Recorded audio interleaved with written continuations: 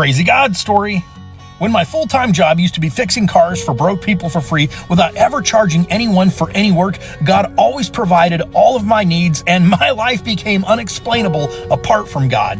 This was my business card. It was full-service nonprofit auto repair. On the back, it says Affordable Auto Repair is dedicated to sharing the love of God by offering free auto repair to those in need. While I never charged anyone for anything I did, sometimes when I'd get done fixing someone's vehicle, they'd give me, 5 or 10 or maybe 20 bucks if I was lucky and call it a donation. At first, I wasn't going to take those, but God was like, it's okay. That's part of the way I'm going to provide for you. It usually amounted to around like 200 bucks a month. A few months after I started that business, God told me and my wife that she needed to quit her job. It was really scary for us because it was the only stable income we had. However, we decided to take a step of faith and obey God, and so without having any other job lined up, she quit. The next time our rent was due, we only had like half of it and no money coming in.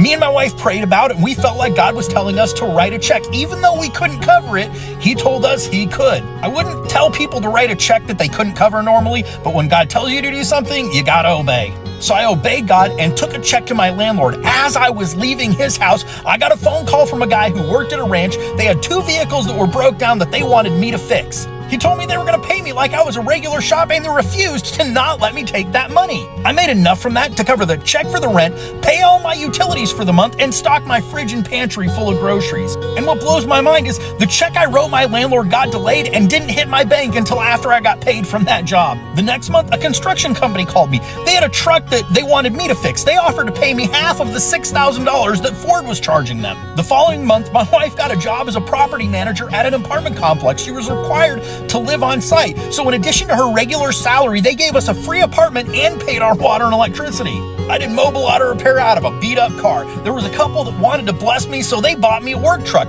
A guy that ran a pawn shop wanted to help me out, so he sold me tools at his cost, which was like 90% off of retail. While stuff like that happened to me all the time, sometimes God would go above and beyond just to bless me and my family. People gave me free concert tickets and tickets to Schlitterbahn for my family. People paid for my kids to go to summer camp and gave me money for them for Christmas. It wasn't anything extravagant. It was just my Heavenly Father loving on my family.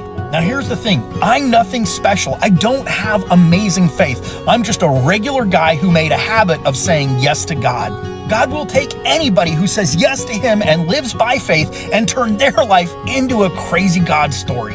If you want to hear more of my story or learn how to get to a place in your life where living by faith and following Jesus is as natural as breathing, check out this book I wrote.